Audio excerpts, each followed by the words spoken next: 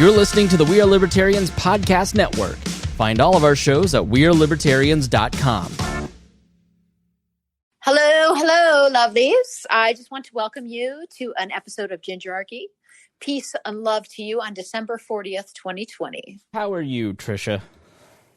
I have a baby here that's semi-sleeping, so we might get baby cries. And that's fine. So tell us about motherhood. How's motherhood? It's difficult, being 29 and all. And I have a 16 and a 13-year-old that still require much of my attention, and a newborn baby. So that's kind of a weird mix. So that's fun. Neat. Yeah. You have quite the range. So how old's your oldest again? Yeah. My oldest is 16 and a half. She'll be 17 in June. Okay, so you had children at like what? 11? Like 10, You're basically. Right. Yeah, like 11, 12. I actually did have her fairly young, but yeah, I wasn't 10. So it's strange. Like, I'm trying to teach them how to babysit. It's really weird. Yeah. Yeah. Are they good at it? I don't know. No, not really. Why? Just on their phone too much? Know anything about it, which I think is funny because I think it might be a generational thing. Like, I was babysitting at 12, like in my church and stuff like that, and nobody does that anymore. Kids don't have part-time jobs. Like, my daughter got a job, and it's really weird. She's the only 16-year-old there. Just kids don't do what they did like 10, 20 years ago. It's weird. Yeah, I've noticed that like kids don't want to drive either. They're kind of like, what good is Gen Z? I've noticed that too. I think that I don't know. I think that they want to stay forever children. It's weird, which I always wanted to get out of the house. Like, that was my big focus. Right. I don't understand that. So what a heck of a week. Are you regretting bringing a child into the world? I thought about that. My husband and I have talked about that a lot because holy shit, 2021 is ass balls crazy. Right. Ass balls crazy. Yeah. So like, where do you come down on it? Obviously you're glad to have a kid, I'm sure, but. Yes. But you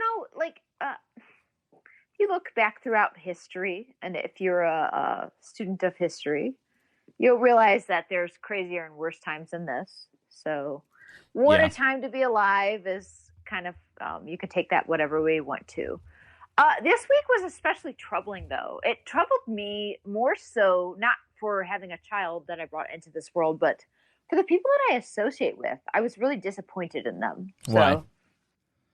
So, they all kind of gave into this power structure that we've been fighting against. And it really bothered me. I saw a lot of people celebrating these idiots storming the Capitol and trying to support a president. And they were saying it's not about that. It was totally about that. You don't storm a Capitol with a guy's name on a flag and don't acknowledge the guy with the name on the flag. Like,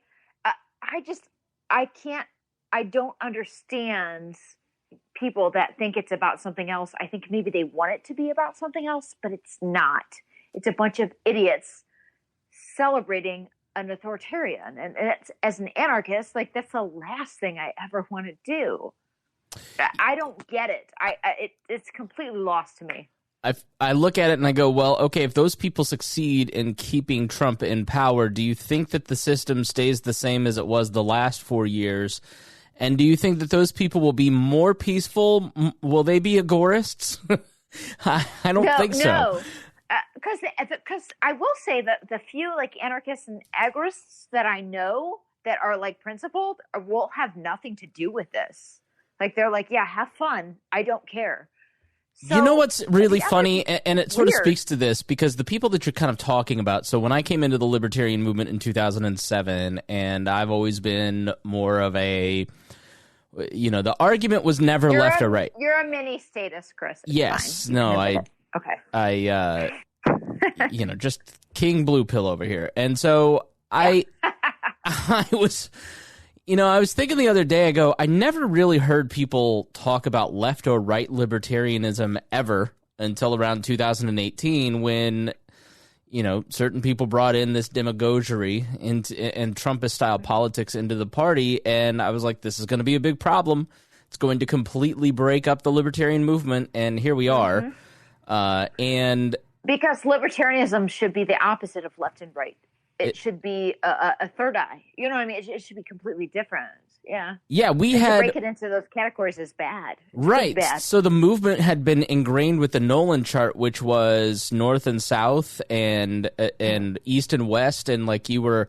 The arguments amongst libertarians in 2008 were, I'm not going to support this candidate because they want to abolish all government, versus I'm not going to support this candidate because they want barely a constitutional republic. Like, so the idea of what government was, very, very, very, very minimal.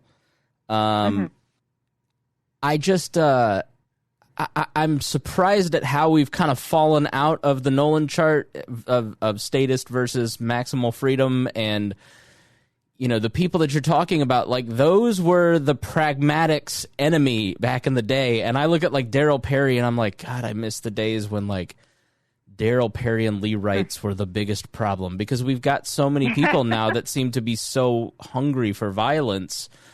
And like it just is the opposite, and I'm sort of not surprised to hear that like those folks are not involved and not wanting anything to do with this, because they're all kind of hippies a little bit. It's kind of funny because obviously libertarianism at its core, and if you look back to the original philosophy, and we could probably talk to Dennis about where libertarianism started, but it was being against the initiation of violence. And that seems to be where we're having an issue now with these people. And it's like, I don't really understand why you think that violence is okay.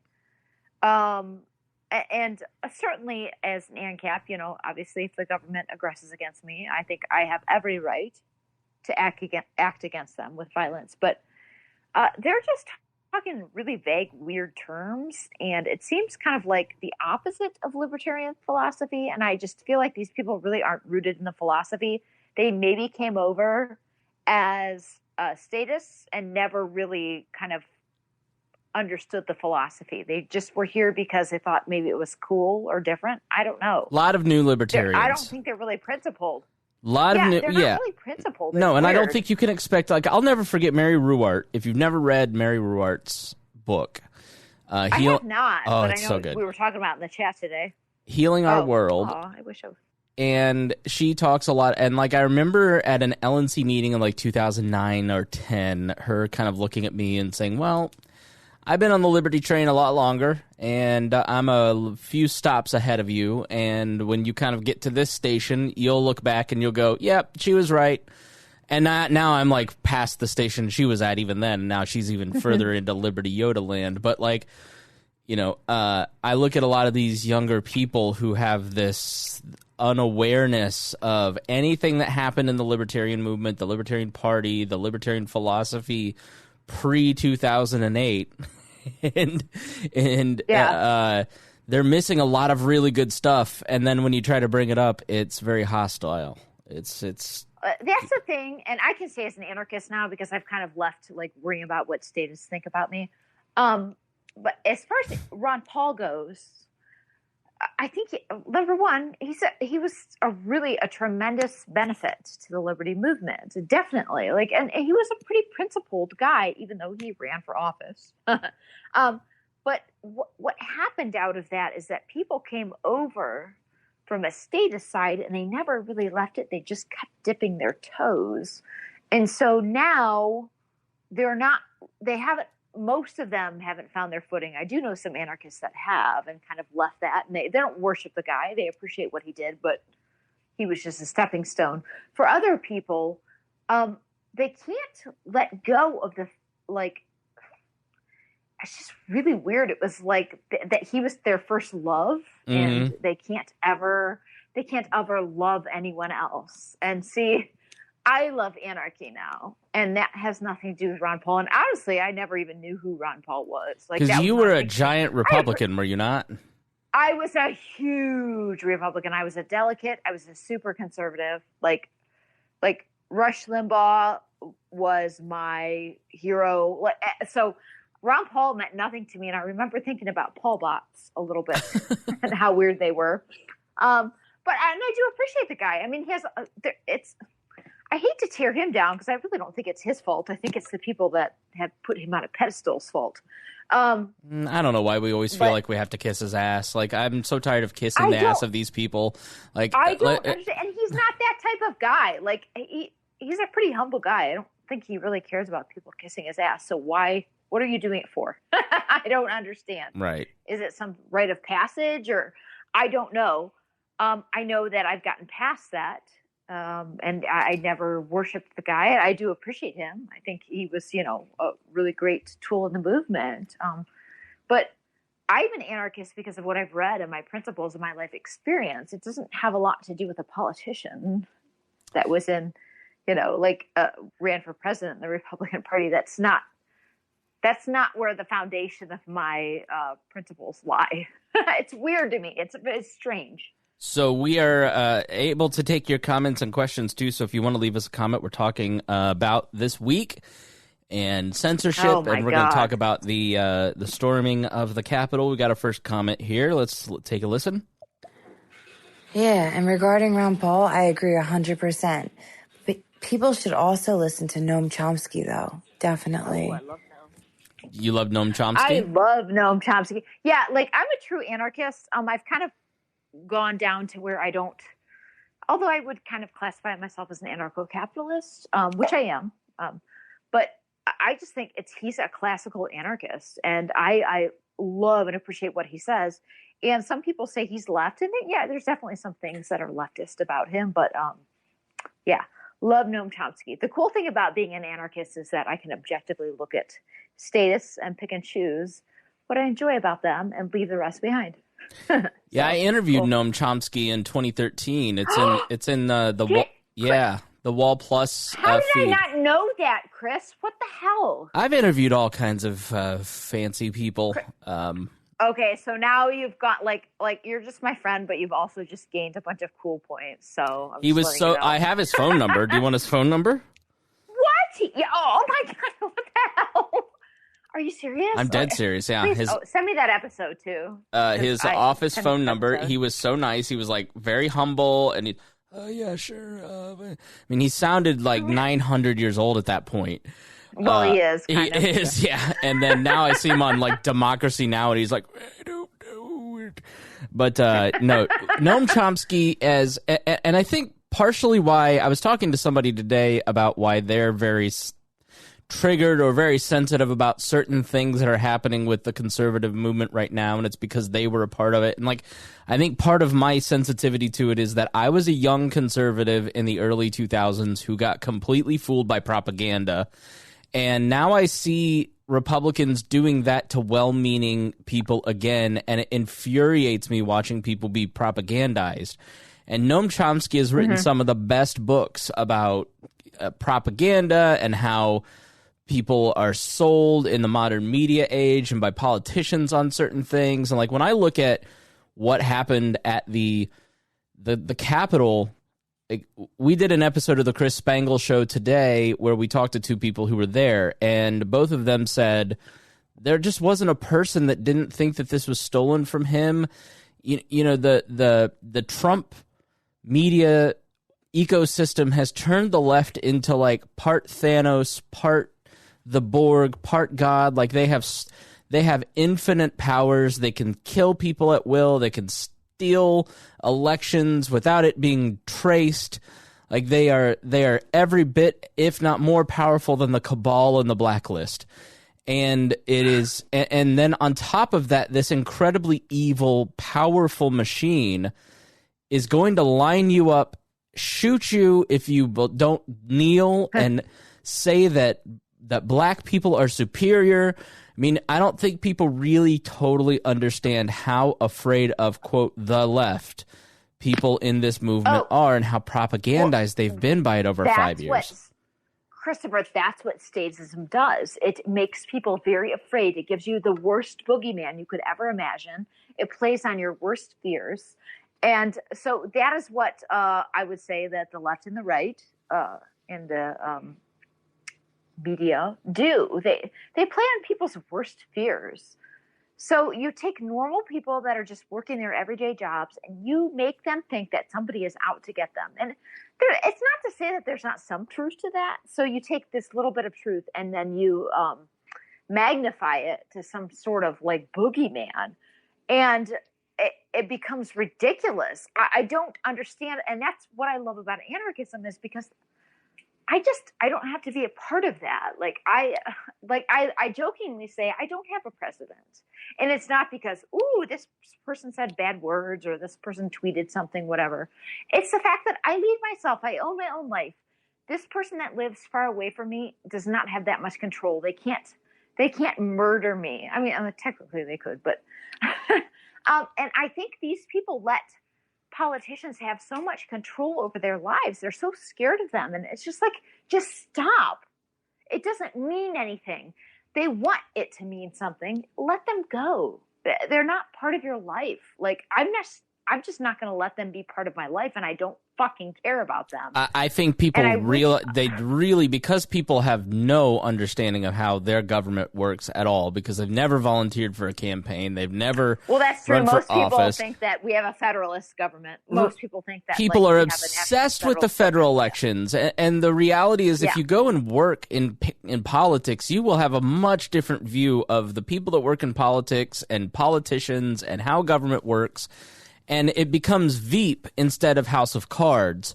It becomes, Parks and Rec as opposed to the Blacklist. Because humans are fallible, fallen creatures that are largely incompetent, and the government is largely incompetent. And to assign all of this nefariousness to fallen creatures who can't,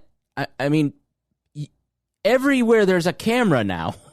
If you're going to steal an election and shift 8 million votes in multiple states, you'd have to have like a Christ-like understanding of the future and know where to put those ballots undetected. I mean, it strains credulity. And I had one of my high school friends, one of my best friends in my wedding, text me, hey, Trump is speaking at 7 p.m. tonight. It's all going down. They've got 195,000 warrants for arrest. Trump is going to cut off all electricity. He's going to cut off the national communications. He's going to declare the left an imminent threat. And I was sitting with someone and they go, yeah, I've heard that 3 times from this group of people. So yeah, also that's not how our government is set up. They don't have the ability. Like, the government is so weak and ineffectual that 5,000 people can just stroll into the most secure building on the planet after the White House and Pentagon. Like, what do you think that the real true nature of this government is? It's very weak, and that is because it is so decentralized. And so many of the arguments that are made so often in populist libertarianism totally undercut the value of our arguments, in that a decentralized government is a weak government. It isn't powerful. And the proof is that Tricia and I are here on a free and open platform talking about how much the government sucks. Yeah. And then the counter to that, though, is, well, they just removed Parler. They just removed Trump. They've removed Alex Jones. They're censoring. Why don't you buy that? And I go, I agree with you. I was against that from the beginning. They never should have gotten into censoring political speech, but no, yeah. At the end of the day, I kind of get them not wanting to, have people plotting terrorist attacks on their, I don't want you doing that in my house. Why? It's their property. But well, I also think like the algorithms and like the bots don't understand what's good or bad, so they're just taking stuff off that's not one thing or the other. Yeah, right. Like I said this on the big show today on the Chris Spangle show. John Hudak, Joshua Smith, Dan Smotes, Liberty Memes, these are libertarians that have been deleted and had their whole business pages. Patreon member Tom Modica had his business pages and his personal pages removed. And like Tom, John, Joshua, these are not domestic terrorists. These are just dudes who post memes about the government, and like they're not even well, I don't know. Dan is conspiratorial. Well, no, but and he's harmless. He's just giving information that he finds to be valuable, And you can listen to it or not listen to it. It's your choice. Like, there was no reason for those guys to have their accounts permanently banned. They're taking a hammer to this when they really needed a scalpel, and they're not doing it correctly. They don't really care. But it's not just the right, too. Like, in the pat-down group, we had 20, 30 different posts deleted against community guidelines yesterday in the pat-down group, and, like, that is full of Democrats. So exactly. During the 2018 purge, like, a lot of people thought it was just alternative media, and it was, but there was actually leftist alternative media that was, taken down. It's anybody that's outside of their range, because, like I said, like, I don't think those algorithms account for, like, there's not a person thinking, oh, is this, a racist post, or is this whatever? And honestly, in my opinion, I think you should just let everything fly and let the chips fall where they may, but I don't know. Yeah, like the problem is that, going back to the fear that we talked about, when you start removing Parler, removing Trump, people don't take that as Donald Trump. Like, listen, Donald Trump is banned because of Donald Trump. It's not like they gave him more warnings than they've given Tricia and I in our bans. Like, he's an adult. No, I know people that have had perma bans that have done literally nothing wrong, and he literally incited right. correction. Like, he's made his bed. He can lie in it. I don't feel sorry for him, but when you do that, the average person who was on the Capitol steps plotting sedition, and literally one of the guys said today, guys were saying, hold on, I've got explosives in my car, don't rush the Capitol, let me go get them. And they both said, both of the people that were there, like, one guy was like, I didn't realize how I was this out of touch with these people. I didn't realize how angry and afraid they are. And there's going to be serious violence on Inauguration Day because of it. And I think that's the next thing, and I worry about that. Yeah, and so when you delete him off of there, or you remove Parler, and you're just in one fell swoop remove, like, all you did was just like, people were starting to turn on him. And local Republicans were finally saying enough, and then they did this, and the conversation changed, and it galvanized him again, and now they're all signing up for Parler, and it built solidarity with him, and the news cycle's completely turned. Christopher, let's just talk about something. Let's talk about somebody that you know really well. Okay. His name is Mike Pence. Right. And you delivered him to us from Indiana. Yes, personally. So, I just want everybody listening to blame Chris Spangle for Mike Pence. Please do. Please. I'd love to. So what do you, on that day, it's very questionable, like, his behavior and Trump's behavior. Do you think Mike Pence hates him, and they're, like, completely, like, I just want to know the soap opera drama. So seriously. I can tell you what I know from the Indiana political gossip, and from reading Tom Lobianco's great book, Piety and Power, on Mike Pence, talking to Tom off air, and then we did an interview with him. And if you want to hear more about Mike Pence, this interview is great. It's in the Chris Spangle Show feed. Mike Pence is a person that says what he believes. He doesn't lie. He just spins like crazy, and he's like fudging, but, like, he's not going to say something that he generally doesn't believe, and isn't going to participate in something he doesn't truly like. He'll kind of compromise and go along, but that's why you saw him not once after the election did you see him say anything remotely tiptoeing to the line of stop the steal. He just never got there. Yeah. He never did it. He didn't believe it, and he wasn't going to be part of it. Yeah. He wasn't going to participate in it. And Mike Pence has spent literally his entire life since college running for president. Every single thing he has ever done has been to run for president. And I mean that so seriously.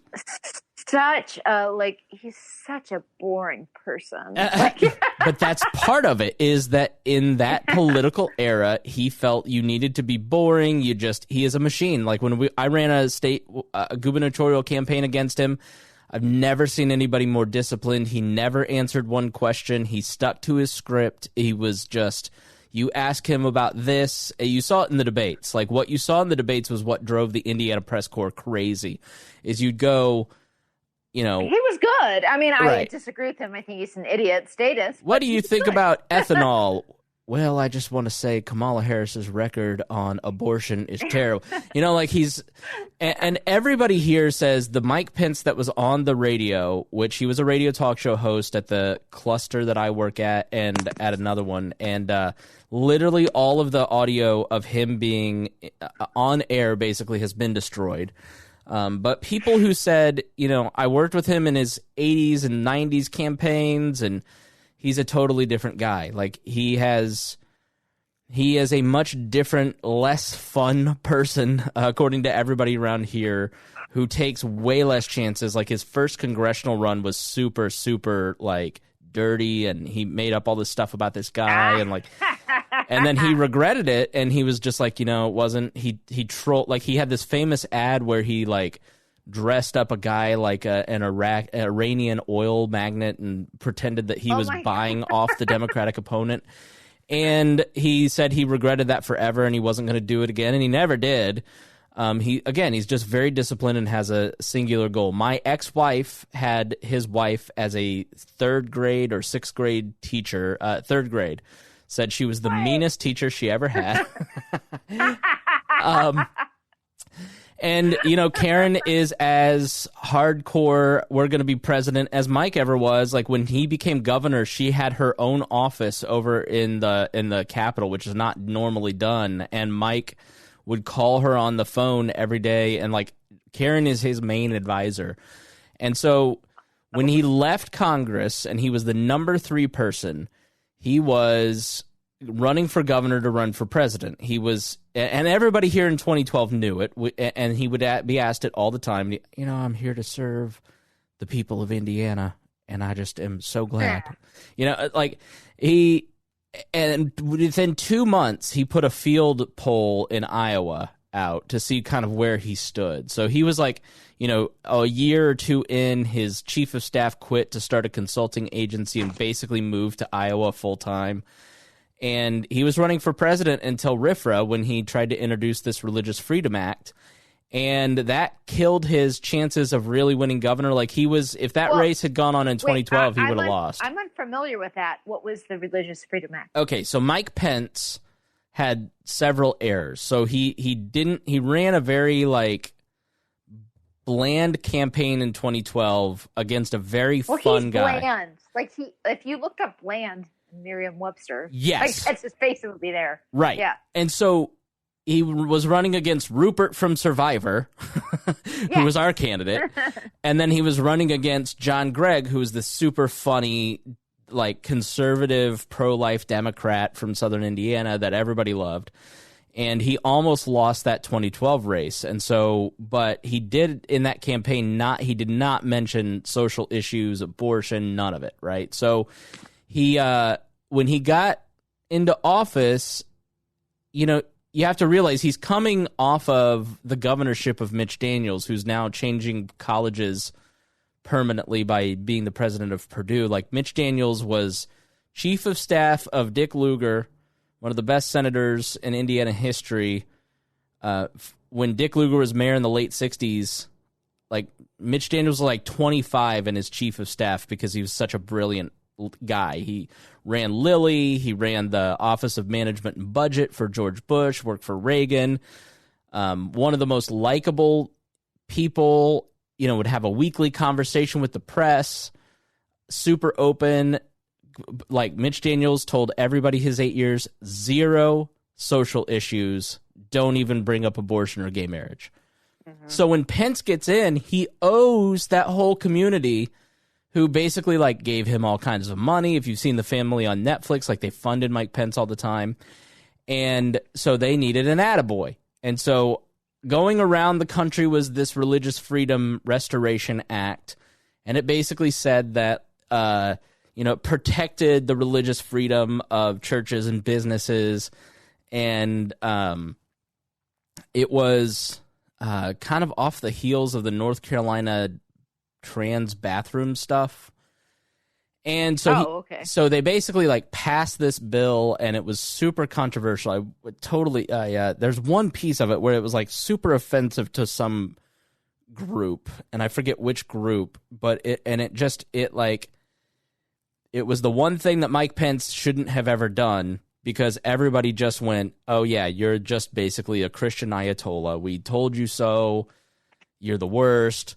And it basically killed his chances of winning his next race, because remember, he wasn't going to win his first one. He squeaked it out. 2 more weeks, he would have lost. So now he's governor facing a loss in his race, and Donald Trump starts coming to town, and Javanka really likes Mike Pence, because Javanka and Chris Christie kind of go, well, listen, you need help with the evangelicals. Mike Pence was third in the House. He's super well connected. He's going to appeal to the base. And then Newt is out there. So it comes down to Newt. And so Trump flies in one day in the middle of the VP selection to give a speech here in Indianapolis. A flat tire takes place at the plane, and so Trump is stuck here for the night. So Pence has him over to the governor's residence. He goes to the Conrad. They're talking. Newt gets wind of this. Gingrich flies in. Former Speaker of the House, Newt Gingrich, flies into Indianapolis. All the politicos in Indiana are texting each other. Newt's running around the Conrad looking frantically for Pence, and he knows that Trump is at the Conrad, but he can't find him. Newt never gets in touch with him. Mike Pence looks at, like, basically has, like, Mike Pence is mostly a coward. Like, he is exactly who you want Mike Pence to be, to get your vote, your money, your power, whatever. Like, Mike Pence is really just a cowardly person, and will tell anybody what they want to hear. This is what Trump had kind of heard, because it is true about Mike Pence. And he basically, at one point in the interview, just kind of says, I'm not going to do that, Mr. President. I just really need you to do this. I just wouldn't do that. I'm sorry. Like, it basically, like, kind of puts Trump in his place. And Trump, like, looks at Javanka and goes, Jared and Ivanka Trump, I like him. He's got guts, like me. And he ends up picking Mike Pence. He never calls Gingrich to tell him. Chris Christie was also in the running. He never tells Christie. They basically find out in a tweet that Mike's the guy. And Pence becomes now. Oh, and Krispy Kreme has spent the rest of his career trying to discredit Trump. And so Pence, why did Pence do it? Because Pence is Mr. Jesus, right? Pence did it because of his ambition. And Lobianco in the interview basically said to me, who's covered Pence forever from here in Indiana all the way to D.C., goes, his ambition was bigger than his religion. He cares more about his ambition than he cares about Jesus. I'm like, damn. Mm-hmm. And it's sort of true. Like, how do you profess the faith that you have and then go work with and for Donald Trump?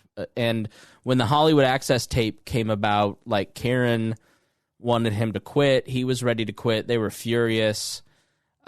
He smoothed it over with that video. That video that Trump put out right before the debate or whatever, and him is his office going, I'm sorry, it was a mistake. That was strictly to keep Pence from working with Reince Priebus to kick him off the ticket. And so Pence didn't expect him to win. No one expected him to win. They're on election night in New York City.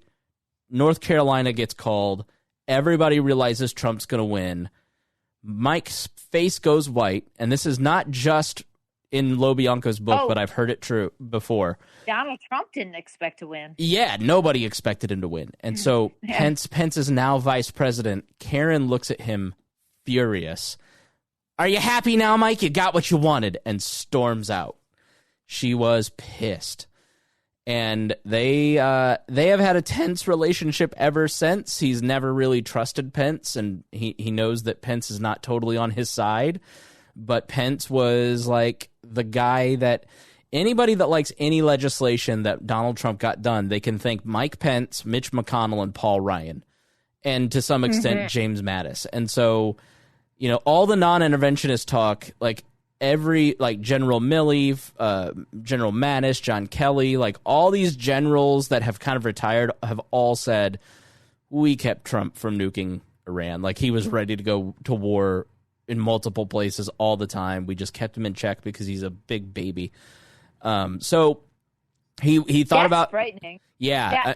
That's legit scary. What you have seen from Donald Trump in the last 5 to 6 months is Donald Trump. And so what you are seeing now, naked, just raw vengeance, anger, can't get past his own criticism. What you're seeing now is Donald Trump.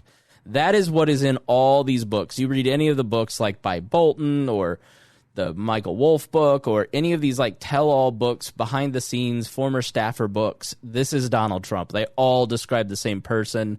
Like the New York Times and Maggie Haberman have written that this is the guy. This is just him. But all those swamp people like Mike Pence, who had been there for 30 years at that point, kept Donald Trump in check, and they got him tax cuts, and they got him, this non-interventionist foreign policy to some respect. Like, when Trump is left to his own devices, you get insurrection, people invading the Capitol because of conspiracy theories. Like, he is Alex Jones. He's as out of control and as insane as Alex Jones, and people just don't want to admit it, because if they admit it, then they have to like look at their other buddies who are in their social group and go, I'm sorry, I just can't go along with this. And that's too hard for some people. I made a funny post when saying that, I don't know when, that the season finale of the Celebrity Apprentice was really lit or whatever. But there's a lot of truth to that. So if you study like the character of Donald Trump, and I know that Penn Jillette has some skin in the game, and he's considered a libertarian. And but I remember listening to an interview of him a long time ago about when he was on the Celebrity Apprentice and talking about Donald Trump, the cult of his personality, and it actually matches a lot of what you say, because he is somebody that is obsessed with winning, to the fact where he will just let go of every bit of sanity and anything else just to win. And I think that's kind of, he's not sane. He's not a sane only person. People who don't know exactly who and what Donald Trump is are his supporters, because they don't read anything other than what he wants them to read. Well, they also project their beliefs onto him. Right. And I've said this, feeling ostracized. I think there's a large portion of the country that feels ostracized and feels ineffective and feels like, no matter what they do, they don't matter. And so they're going to project onto Donald Trump what they see. So they see a hero in him. Right. But it doesn't matter. He's not. Obviously, he's not even smart. Well, I mean, in certain ways he is. But he's president, so he's smart in something. Yeah. Well, people did that to Barack Obama, who I believe is a little bit more intelligent than Donald Trump. But they projected their values onto him and their beliefs and their hopes, onto somebody. And it's very religious. It's very religious. Yeah. Oh, it is. He's, you see some of this symbolism. It's weird, like kneeling to a cross with a Trump flag. That's idolatry, really fucked up. Christian nationalism. Yeah. Yeah. So people really do look at him like some kind of idol, like some Christian idol, which is weird because he's like the opposite of that. But I guess to close it out on Pence, I wasn't surprised that he did what he did, which was stab Trump in the back. But like Pence, I wasn't surprised either. Yeah, Pence is a shrewd politician who is not an idiot, who is not a traitor in like the Trump sense, like Josh Hawley sense. Like Trump really does have Pence really does believe in all of the, the best of America, and we're the greatest country, and we're the flag. Like he believes and buys all of that totally. The guy wrote the Patriot Act and named it the Patriot Act. He's all in on all that stuff. And, there's a point now where Trump is a threat to the Republic, to the Constitution. And Pence was always going to side with that and was always going to make the decision that he was going to make for the rule of law. Because at his heart, Mike Pence is not anti-rule of law. He's not a fascist. He is not. He's just a follower. No, and it led him to there was never ugly a doubt places. In my mind that he would certify the election. There was never a doubt in my mind. Yeah. Yeah. And he's not a Trump loyalist. None of the early people were Trump loyalists. They were there because the Trump people didn't know what they were doing. They were picked. Christie started the transition, and then Jared Kushner fired him because Christie put his dad in jail, who's now been pardoned by Trump. And they put Pence in charge of the transition, and Pence just hired a bunch of Bush people. So, you know, it was never a surprise to me that he was going to do it, because he was never, everybody here was not surprised. And then when they banned, at the day after, they banned his chief of staff and everybody quit, like, and then Pence starts leaking to Jim Acosta at CNN, Trump's mortal enemy. Like, it was game on, bitch. You know, and so now you've got this super well-connected, shrewd politician leaking he's going to leak all of the worst parts of Donald Trump to the media to kill whatever chances he has in 2024, which at this point are non-existent. I mean, there's no way the guy's going to be president in 4 years. You know what, Chris? I disagree. Yeah, no, it's just not going to happen. I mean, there's no way. No, people are that insane. Mark my words right now. And on December 40th of 2020. So let's go through some of these questions and comments. We got a bunch stacking up absolutely. Here. All right, hold on. What do you, as an anarchist and a libertarian, feel about opportunists? Well, Tricia? opportunists could be anything. So, I mean, if they're an opportunist that doesn't initiate violence, you go for it. Yeah, you I mean, do what you can do. In a libertarian society is going to have grifters. I mean, listen, we have a lot of government now and a lot of laws, and it doesn't protect you from grifters. One's in charge of the law. So, like, you know, the whole point of the constitutional republic, which Trish hates, but I like more. Hey. And no, I don't think it's the worst. Like, it's, I'm just saying, like, I would prefer that to what we have now, but it's never going to happen. And also, I just don't respect it. So, yeah. So, okay, but cool. like, we can agree on the rule of law, because even if the rule of law is agreed to voluntarily and you sign a contract. Right. But the fundamental premise of government in a libertarian society is that it's ruled by law. So it's not ruled by a mob. It's not ruled by one single person, a king or a strongman. It's ruled by the law, and that is developed out of England and France and the what's called the divine right of kings. And basically, the kings said, I can do whatever I want to anybody I want and to whatever I want to do to their property. And so then the nobles all said, oh, yeah, well, here's Magna Carta, bitch. And then that developed this long train towards the rule of law, which said government exists only to constrain and keep at bay the worst people in society, especially the ambitious who want to take over power and use the force of government against other people. And so the natural rights tradition, as it is called, puts law in a supreme place, because we want the law to lock up murderers, lock up child molesters, lock up people who hurt others. I would go a little farther. The American system did something a little bit different than that. It actually, which as an anarchist, you know, I don't think is like the end all game. You don't need the qualifiers. Go ahead. Love the Constitution. Okay, I'm just saying, you know, I don't want to get called out. But it actually was basically that the government was there to ensure people's natural rights. So it was actually there to protect the individual. And natural rights rights mean what? Idea. Yeah, like tell people what. So it's not anything that you're guaranteed, but it's something that you're guaranteed to be left defended alone. against. So.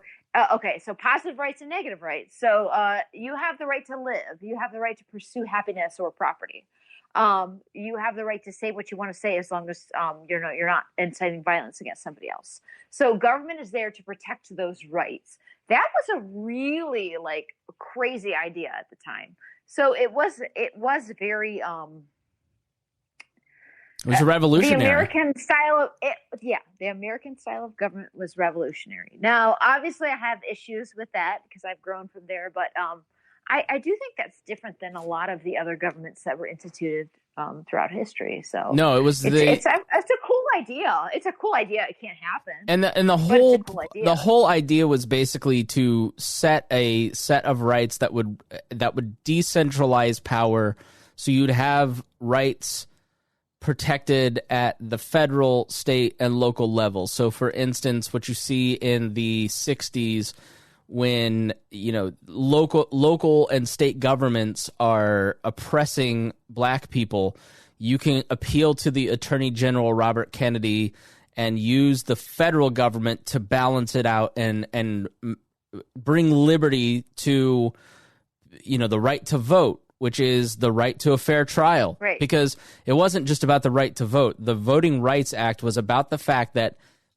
if you wanted to vote in the South, from basically, Reconstruction, the end of Reconstruction, to the introduction of Jim Crow, to the Civil Rights era and the Voting Rights Act, you didn't have a single black person registered in most of these southern states.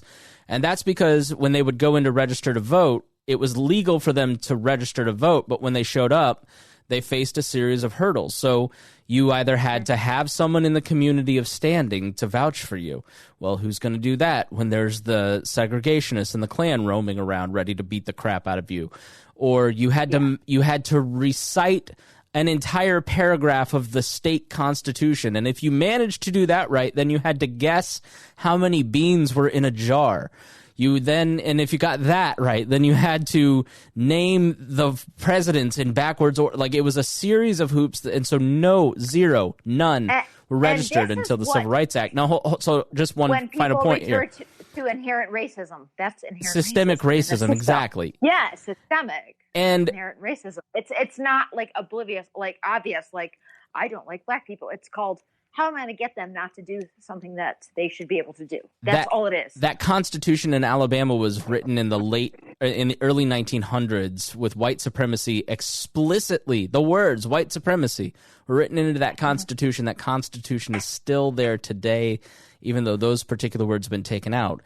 And so people who had the intent of white supremacy in their state, that Constitution is still the framework of law, which is why the federal government still continues to this day to try and balance things out in various states in various different ways, not just in terms of racial justice.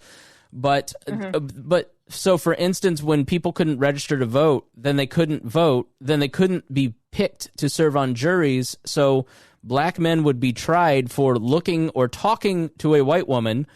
In the case of Emmett Till, who was killed for just talking to a white woman, they wouldn't face a jury of their peers. They'd face a jury of white men who hated black men, and it was totally and wholly unjust and corrupt. Well, Alabama wasn't going to reform its own laws until somebody came along and put pressure. And so that's why you need the natural rights tradition and the system of negative rights at various levels to help balance that out. So now, obviously, the fatal flaw is that slavery existed, and that didn't exist in the beginning, but it set up a system that eventually eradicated never permitted it. The Constitution never permitted slavery. People did. Right. That's another thing, and I'm not, a huge fan of the Constitution, but it's like back then, natural rights, that was a really cool new idea. And as far as like writing it into like a constitution or a declaration, but it's not that those things, guaranteed slavery. It's that the people didn't respect the Constitution or the rule of law or the fact that people had the right to, pursue happiness or whatever. Like, people will pervert any type of document that there is. Like, it doesn't really matter. So that's kind of where my anarchy comes in. It's like, you could write something down 1,000,000 times, but if people don't respect you writing it down, it doesn't mean a damn thing, Yeah. And so there's only, I'm only about what's real and what's right. And that is, myself and me not subjecting someone else to violence. So that's basically it. Like, I'm going to live my life and not hurt anybody else. And that's anarchy. And that's a beautiful thing. I don't need a piece of paper to tell me to do that. Next comment. Hey, I was just listening to you guys talk, and to Gingerarchy's point, context does matter. If you're storming the Capitol with a MAGA Trump flag 2020 and it's about the election that was stolen from because your man's not in the office, then yeah, that is, context matters. Yeah, I mean that is. I would agree. Yeah, if somebody was storming it because they wanted to take back their, take back the Constitution from the government and their tax money that was stolen from them, I might think differently on it. But bro, if that was a coup for anarcho-capitalism, I would be all in. But that coup was not for anarcho-capitalism. I definitely would, but it was not anything about that, and I can't stand when people are trying to make it about that. It's not at all. Those people wanted an authoritarian psychopath, and they got one. And that was our buddy Fritz from the Fritz Cast. Make sure you check out his podcast. Very cool. Yeah, that's my problem with the but the left, which at this point is just basically the new Trump derangement syndrome. Like, okay, it's just the left. Like, roll your eyes at these people. Just the left. We got it. Right. Yeah, I'm over that. I'm an anarchist. I don't give a shit about the right or the left. I don't care what the left did. It doesn't justify your violence. But the equivalence, and this is something our friend Ryan Lindsay, flaming leftist, got on me about, because I firmly believe at this point the worst elements of MAGA are Antifa. Like, there is no difference between the dude that is in the black leather with the Harley patch beating up the dude with the red flag. Like, they're there for the same reasons. Yeah, probably, yeah. They're not really there for social justice or for their president. They're there because they want to beat the shit out of somebody. Now, they're there because they're mad and they want to be important. That's right. And so, but he's like, listen, there's no equivalent between a group of people who are out in the streets protesting and violating people's property rights on behalf of more liberty, right? And so his point is, which I'm with you on the protesting, like the BLM protests are to increase liberty for Black Americans. And the protest... The protest go in there and decide to destroy things. Yeah. Right. Like the protest for the for Trump is because his feelings are hurt. It's not the same thing. Well, that's it. They're like, it's not about that. They're disenfranchised, blah, blah, blah, blah. I'm like, well, they had a lot of fucking flags with Trump written on it.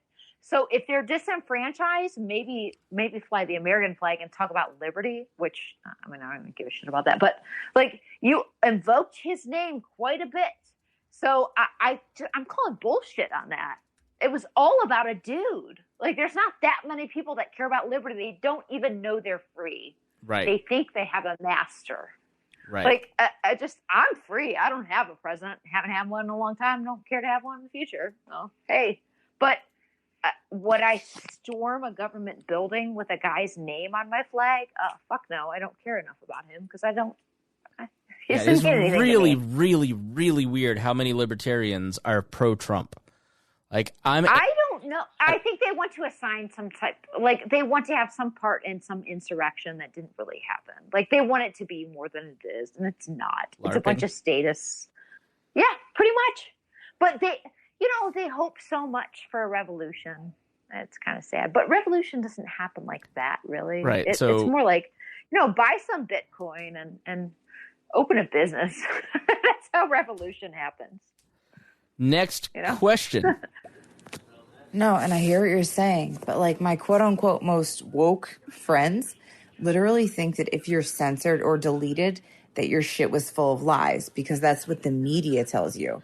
So they don't understand the whole like YouTube angle, social media angle of like people being censored hardcore. I've been seeing this since like pre-Bernie shit 6 years ago. You know what I mean? Like, it's crazy. They think it's just, if it was deleted, it's because it was a lie. And it's like, the fuck? Well, it used to be up, but it's not now. Damn.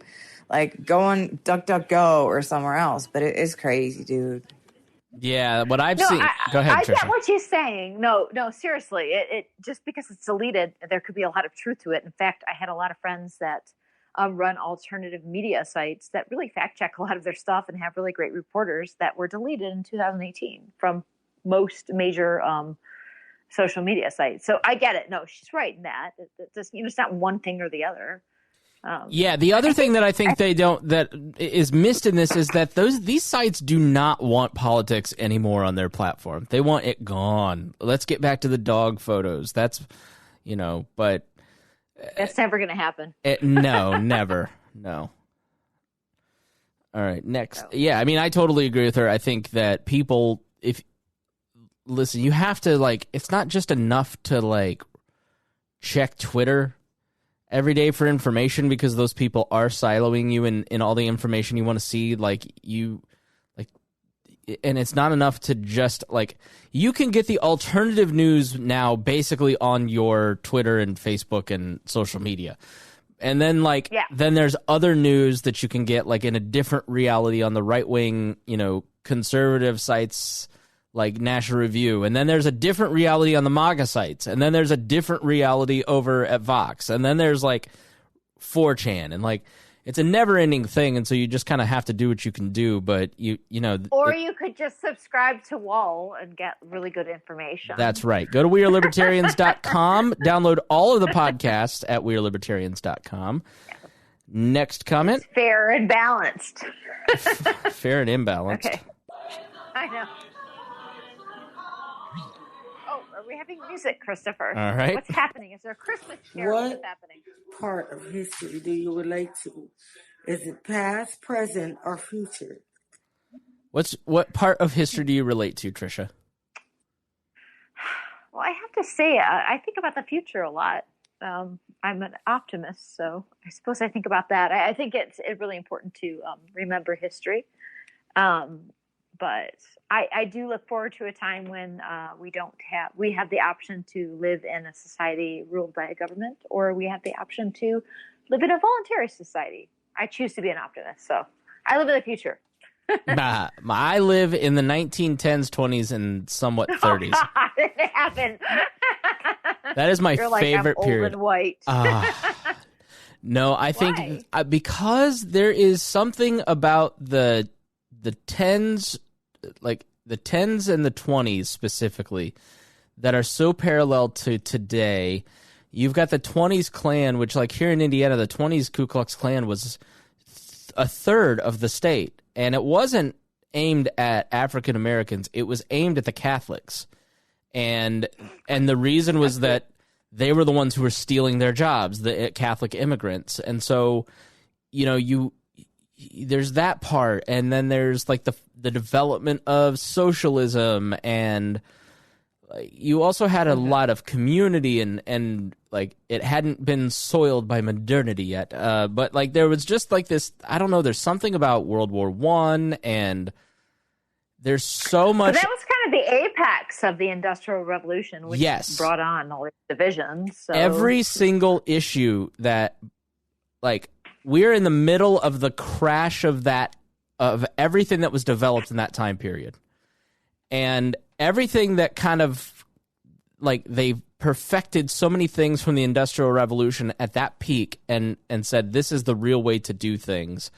And then you had the faults and starts with like Nazi Germany and fascism rise as a result of that period. And then the Cold War as a result of that period. And so much of that is ending now. And to really understand where we're going in the future, you have to understand what is going away now and what we are giving up and what is passing away because of the internet age. And I just find that period to be really fascinating. I'm in the middle of a book right now called The Day the Bubble Burst, about the day that the stock market crashed, and, like, the massive wealth that was lost on that day and that people had in that period. And it's really a really interesting book. So I think that's my favorite period. I think we were talking about how we don't think that, we're going to have a civil war because people have to really lose their livelihood before they have a civil war. Yeah. Well, they did lose their livelihood in the stock market crash originally. And so I don't know what's going to happen where people are going to legit lose their minds and we're going to have a civil war. I don't know, but I think it's coming within the next 30 to 50 years. Obviously, we're going down that path. Yeah. Unfortunately, I agree. Yeah. So, get your shorts ready. Next up. What part do you take part in? Is it your past, your present, or your history? But I think we just had that question. Let's sort of focus it, like, when you're operating in your daily life, do you tend to, like, Are you a forward-thinking person? Are you a past-thinking person? Like, do you just dwell on things, or are you just like, I'm a live-in-the-moment gal? I'm a forward-thinking person because I feel like I'm a different person than I was growing up or than I was in my 20s. And so I feel like I've evolved. So I try to live in the future because although I've learned from my past, I'm not the same person. So I don't identify with her as much as I do with who I am now. I would say that I am career-wise definitely professionally focused. Like and I've always been that way. I'm always thinking 5 years ahead. Where am I going to be? What do I need to do now? How do I need to prepare? What can I do? But in my personal life, I'm very backward looking. Like, I am trying to achieve a moment in my head when I was like 10 years old and it's Christmas and there's a fireplace going and my mom is like stroking my head and it was the most content moment of my life. And like everything in my personal life is trying to get back to that moment.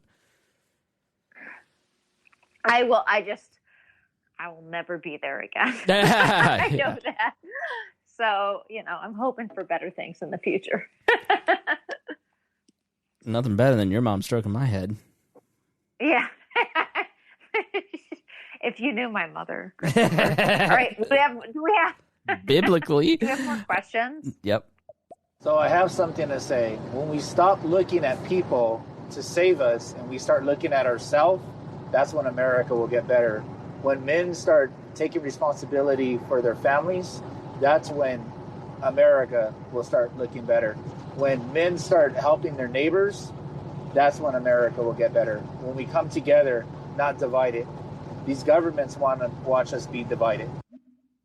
You know what, Thomas 007, I could not agree more with you. I think it's up to the individual, and that's always the salvation of a state or a society. I think men have really been, I think we talked about this today in the group chat, men have really been kind of cast aside, and they don't have role models, and they're not looked at as, Are you saying Aubrey Huff isn't a role model? I'm saying yes. Men should be respected a little more than they are, and that's not some type of patriarchal whatever bullcrap, because, Why do you say that? That's very controversial. Why do you say that? Because I feel like for some reason, because we did live in a patriarchal society, and women did rightfully want to, be looked at as individuals and have their rights be acknowledged.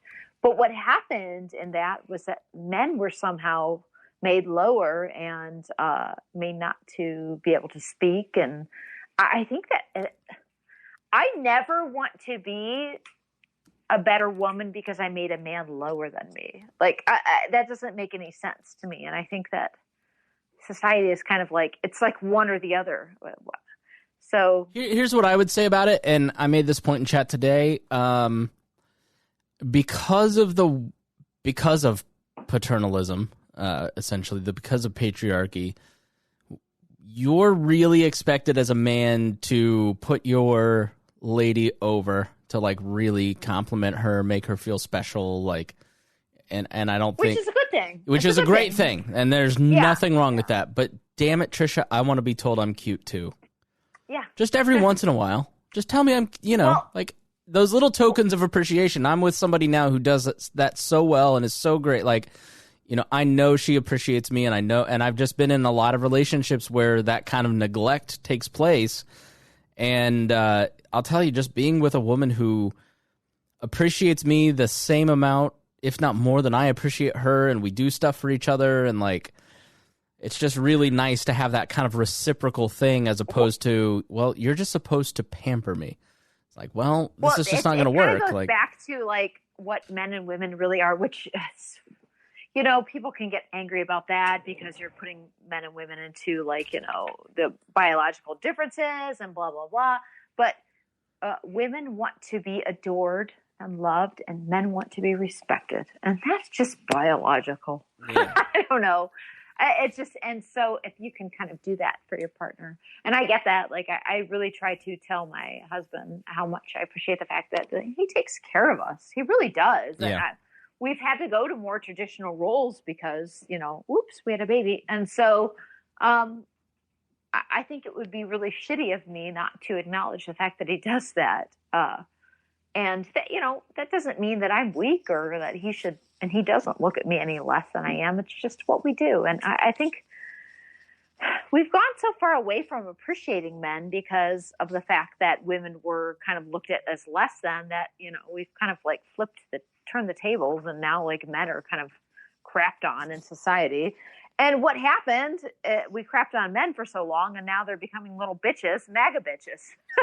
Honestly, like this whole truck rant thing, and like Aubrey Huff, like I mentioned him, and I don't know if you know who that is, but like he's just like, I do, yeah, he's like this baseball player, I think, and like he's just, I'm so manly, and I'm just gonna be the most offensive shit posting man I can, and if you don't like it, then you have low T, and here's my truck nuts, and you're just like, I hate what that. a fucking pussy. Like people don't realize how they come across, and like I got to some guy today, like I'm on a comment thread, I wasn't even talking to him, and it was on a local radio talk show host page, so he's in my DMs, and he's just like, you think you're a funny guy, don't you? I bet you're not as funny when you're in person.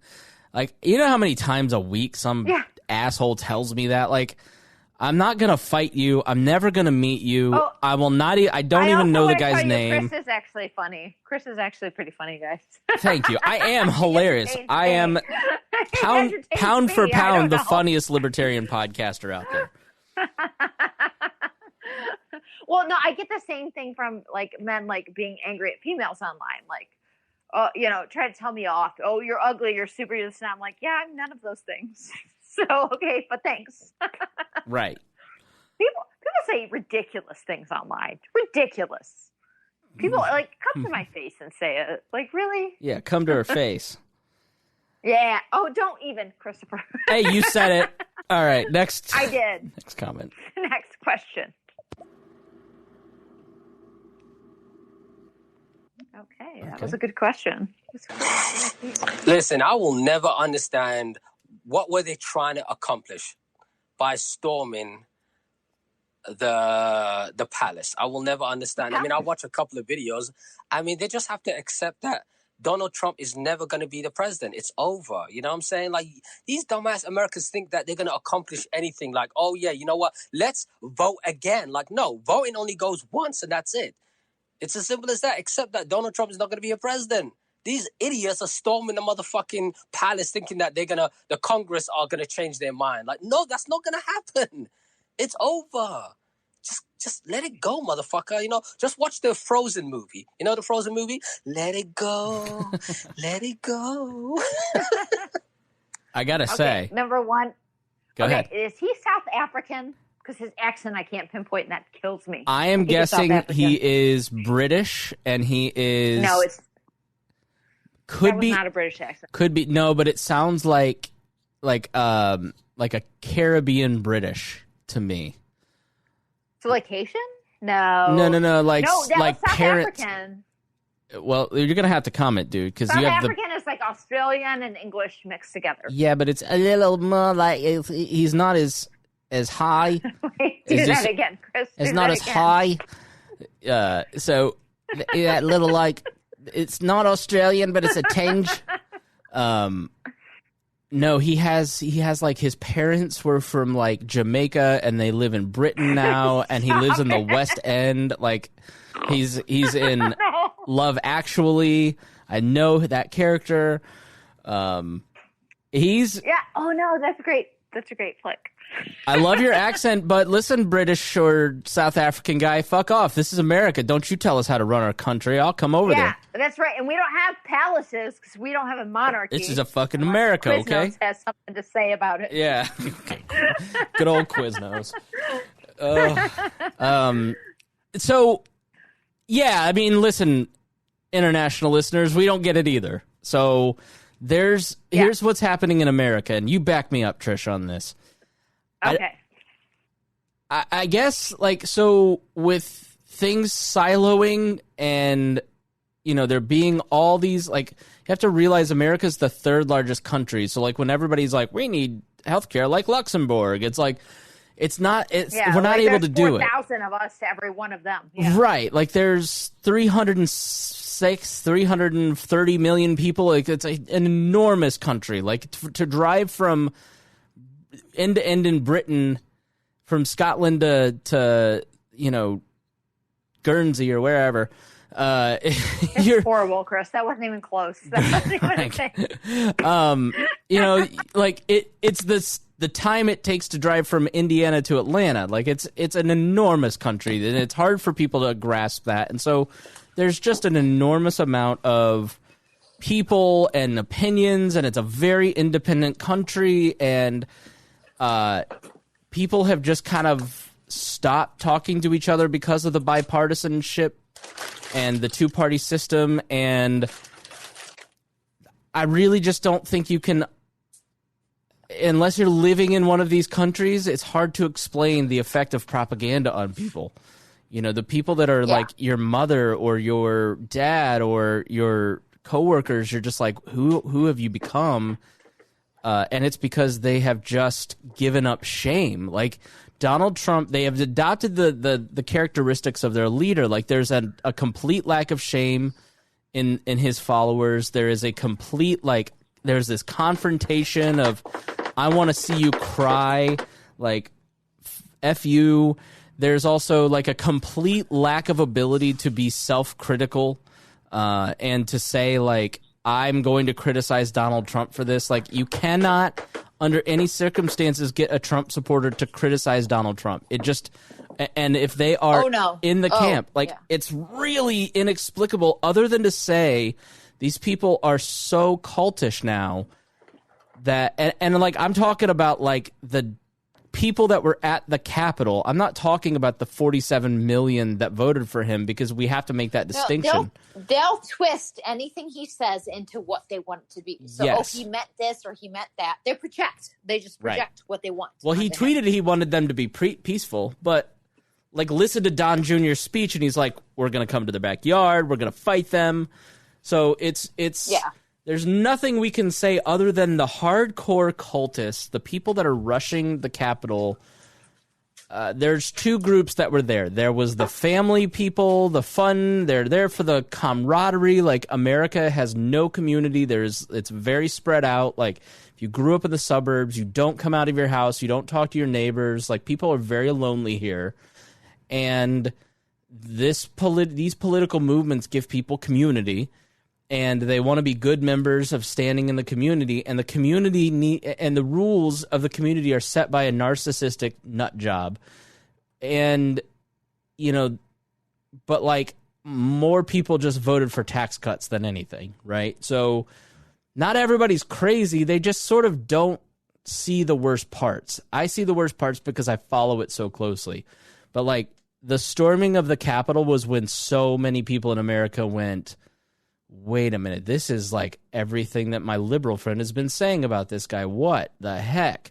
And even people there were not anti-storming the Capitol. I mean, I thought that couldn't be possibly be the case. People would be horrified. I was just trying to give people the benefit of the doubt, and JD said, no.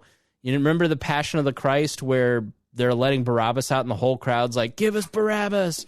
He's like, that's what it was like. These people are just... And the people that were there leading the charge were white supremacists. They were Nazis. They were literal neo-Nazis handing out literature.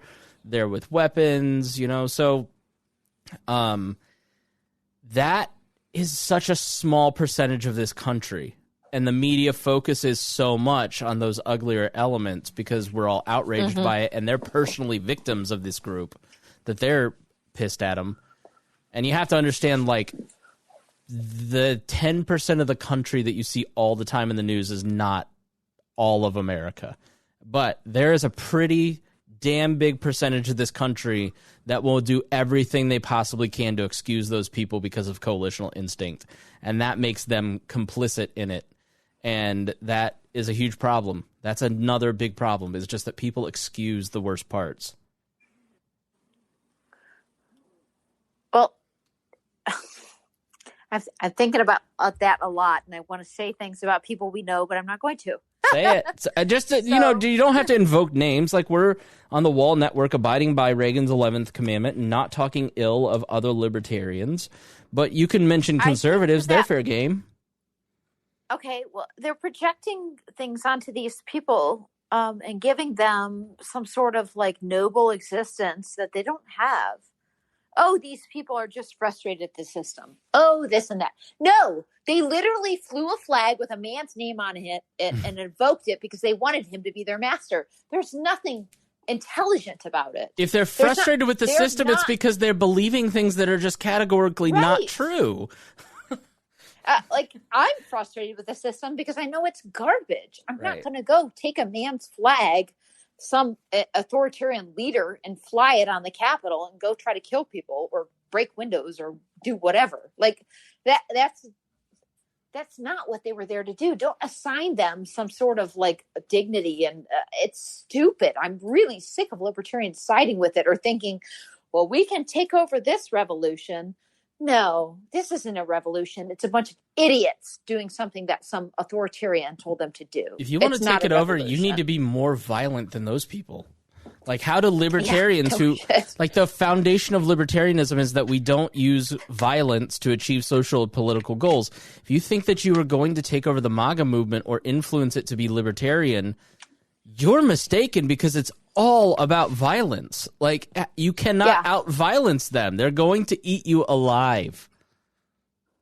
Well, they believe in forcing their will on people through violence. Right. And that's anti-libertarian. Like, if I want people to agree with me, I need to give them better ideas. And that's that whole, like, I'm not going to go storm the Capitol. I'm not going to go put a gun to somebody's head. I'm going to make a business, or I'm going to, use Bitcoin. Like, these are the things that anarchists and libertarians should do. We shouldn't involve ourselves with the status. There's no winning. You're not going to win them over.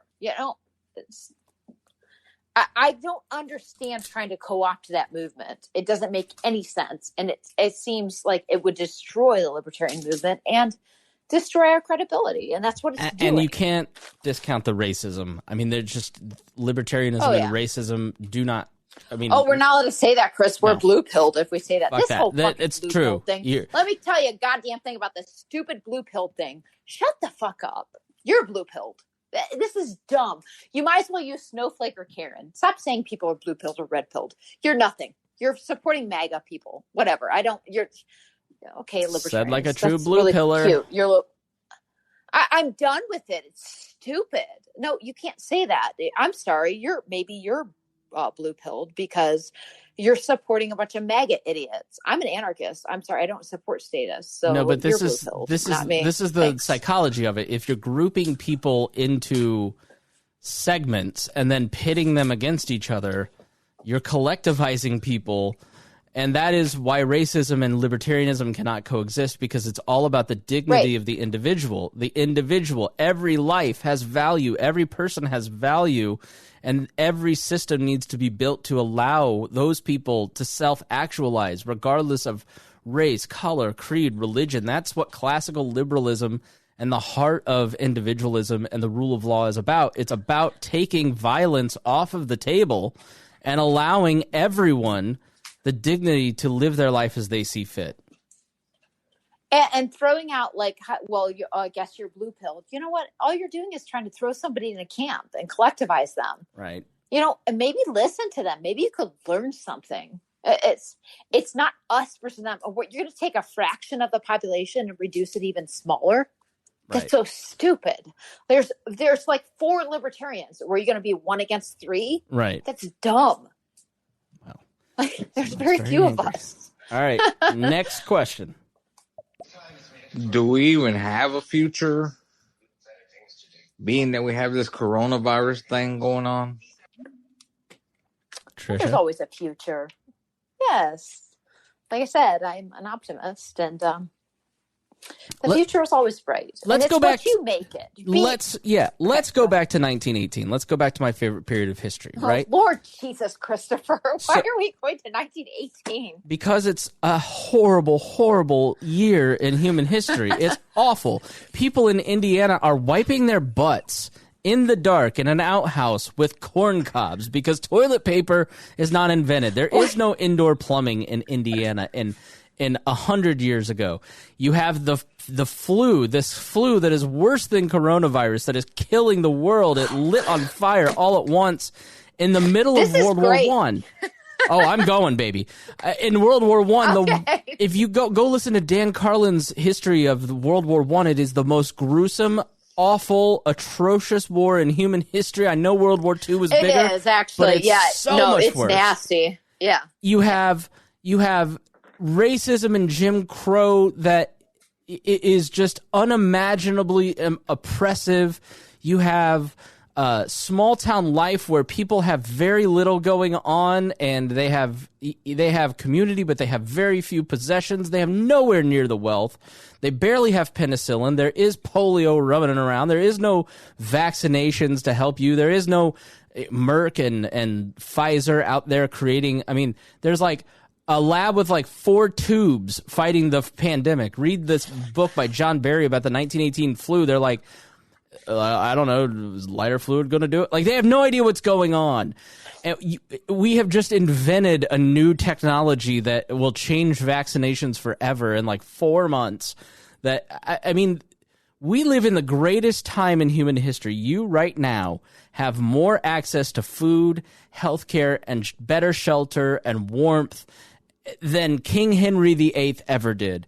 You, the poorest person listening to this broadcast. Mm-hmm. The bottom of America lives like the 1% in the world. Right. Yeah. Since 1990, global poverty has been cut in half.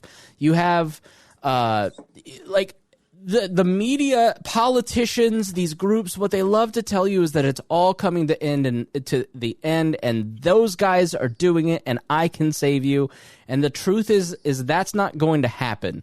There is no end of the world. There may be a civil war, but there is a future on the other side of that. Human beings are extremely efficient creatures who are constantly going after the motivating factor is scarcity in the human brain. I don't have enough. I need to produce more. I need to, and when people produce more, you know what they go?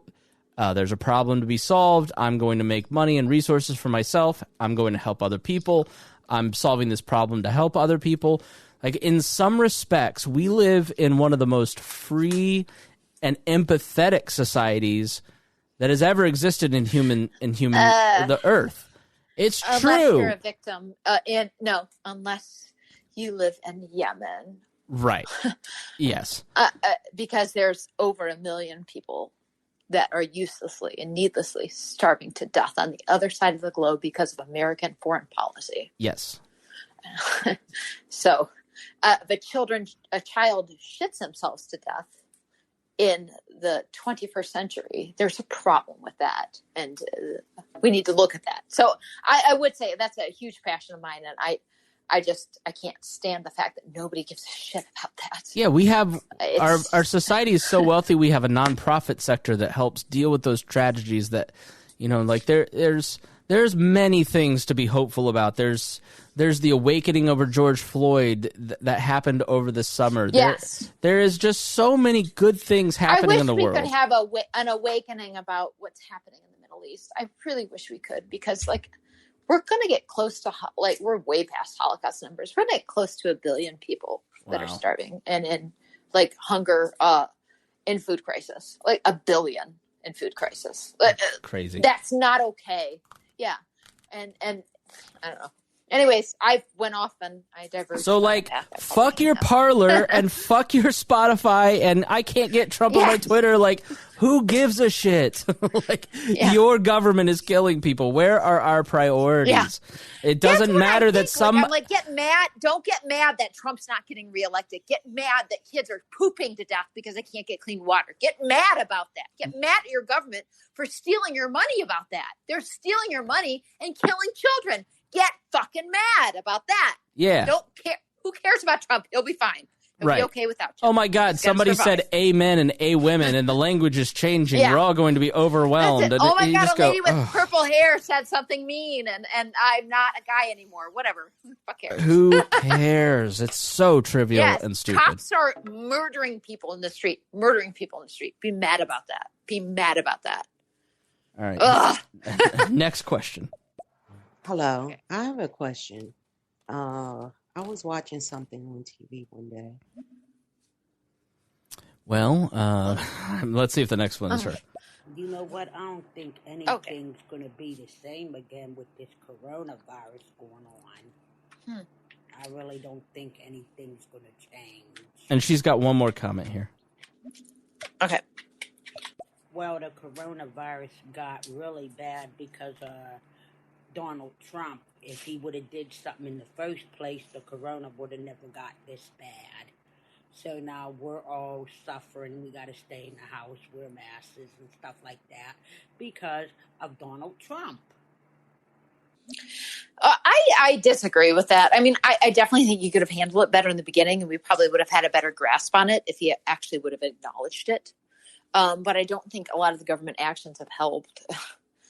I mean, the failure on testing and centralizing testing earlier is the biggest failure because she's exactly right, and that's where her point is totally right. And I diverge a little bit on this. It's okay that you're wrong, okay. But so like.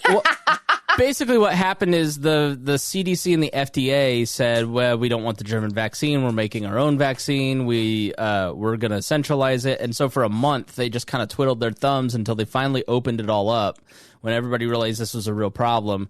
And ever since then, like because he got so much pressure, like Operation Warp Speed and buying all these vaccines, like that sped up that process immensely. And so that would have been a win for him if he had actually rested on those laurels instead of all the stolen election stuff. That would have been his legacy. It would have been, he did an okay job on the vaccine, and we got tax cuts. Cool. And then now there was an insurrection at the Capitol. I honestly think, though, looking at it objectively, any politicians would have failed in this. And it probably would have been close to the same result, regardless of what side of the aisle they were on, to be honest. It's because it's not a government issue. Here's the deal with coronavirus, I don't know. It's a health and human issue. Yeah, and it's a virus, and these things happen. Right. This is called life on the planet Earth. I don't know. I mean, it's very real. It's very real. It's just I don't know. It's hard. You can't blame a politician for it. You can blame them for lockdowns, but you can't blame them for. I don't blame Trump for the virus, but. You know, to me, they were irrelevant. They just should have gotten out of the way, let all the people make I the would vaccines, agree. all that. Just get out of the way. And people would have trusted things more if the politicians weren't involved with them. Exactly. Thank you. Yeah. But the coronavirus will go away. It is going to end. It is not all hopeless. I mean, by the end of the year, I would bet that we are just living mostly normal. Well, no, I believe if Donald Trump would have told people about it and found a cure for it, it wouldn't have got this bad if he would have only let people know that the coronavirus was going around. So I definitely believe it is his fault because he knew about it and he didn't tell nobody. And now we had it and it got badder. And now we don't even know if it's ever going to go away or if there is going to be a cure for it. Donald Trump's not bright enough to find a cure for a coronavirus. So. Yeah.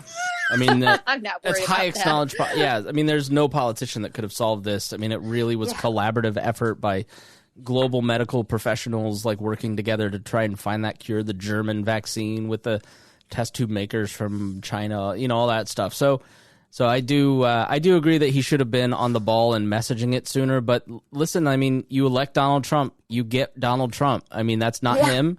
He's not on the ball. He doesn't read his briefings. Like, he's not curious. He's, I mean, that was there's some vindication of Hillary Clinton when and her ads, her whole campaign was basically when the phone rings at 4 a.m. Do you want Donald Trump answering the phone?